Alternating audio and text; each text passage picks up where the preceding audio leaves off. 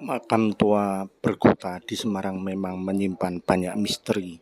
Bila merunut fakta sejarah berdasarkan catatan yang ada pada riwayat Semarang, makam-makam tua ini baru dibuka untuk umum pada tahun 1816. Sebelumnya digunakan untuk para tokoh dan para pejabat saja. Terbukti di daerah yang paling tua adalah Kompleks Makam Kadipaten. Banyak tokoh senior kota Semarang yang dimakamkan di Berkota. Di antaranya adalah generasi Bupati Semarang era Suro Hadimenggolo yang paling tidak era pemerintahnya pada tahun 1700-an. Dan bila dia mati, sebenarnya ada sejumlah makam orang Yahudi yang ada di makam Berkota. Setidaknya ada sekitar 9 makam Yahudi seperti yang kita saksikan ini, dan ada beberapa di dekatnya. Berdasarkan pengakuan seorang keturunan Yahudi yang berhasil saya kontak, ia bermukim di Manado, Yakub Baru, maka makam Yahudi ini salah satunya ada yang bertarik 1926.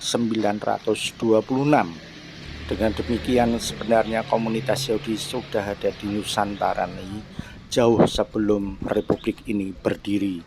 Komunitasnya tersebar di Surabaya, Jakarta, Bandung, Manado, dan juga Semarang.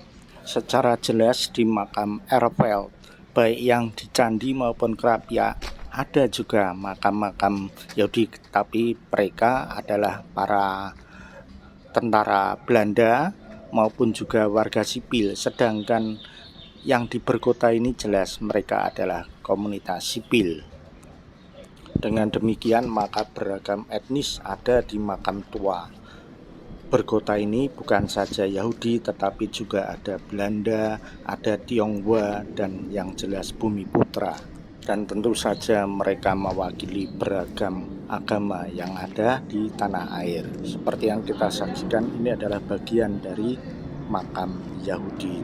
Keberadaan kompleks makam umum Berkota memang beriringan dengan sejarah berdirinya kota Semarang sejak masa lalu. Pada salah satunya ada kawasan Gunung Brintik, di mana ada makam Nyai Brintik. Lalu ada juga petilasan Pandanaran, dan juga ada petilasan Pangeran Puger. Itu menunjukkan bahwa keberadaan makam Berkota memang sangat tua di Semarang. Mereka bersanding dengan damai di makam Berkota dan menunjukkan bahwa komunitas kehidupan masyarakat di Semarang memang sudah beragam sejak dahulu kala. Pada sebagian makam Yahudi yang ada di Berkota, bila ditelusuri memang mereka umumnya telah dimakamkan pada awal 1900-an. Menurut pengakuan Yakub Baru, maka ada juga kerabatnya yang ikut menjadi korban pembantaian Hitler di Auschwitz, Polandia pada masa-masa Perang Dunia Kedua. Memang persebaran orang Yahudi ini sangat luas, tak mengherankan bila Semarang pun juga menjadi salah satu tujuan dari pemukiman mereka.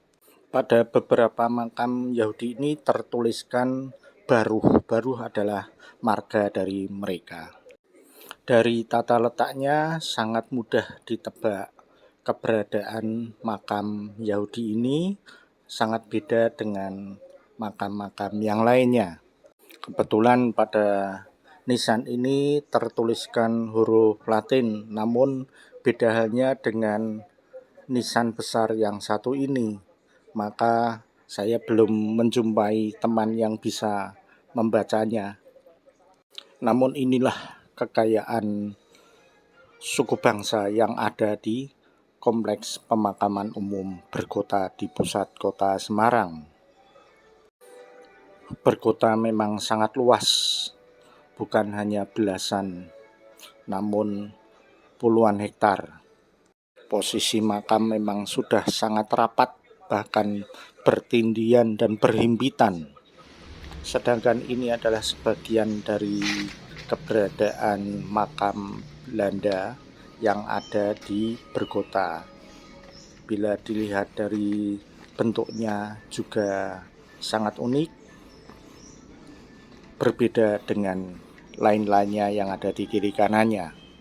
Sungguh menarik bila orang mau menyusuri keberadaan makam Bergota, karena daerah makam tua yang ada di sekitar makam Kadipaten itu merupakan sebagian dari catatan yang memperkuat keberadaan pemerintahan Kabupaten Semarang.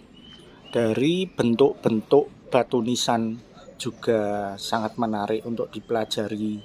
Makam-makam kuno dengan bentuk yang khusus, lalu ada juga yang bercorak Hindu, bercorak Tionghoa, dan bercorak Belanda, dan tentu saja ada yang bercorak Yahudi sesuai dengan suku yang dibawa oleh jenazah tersebut.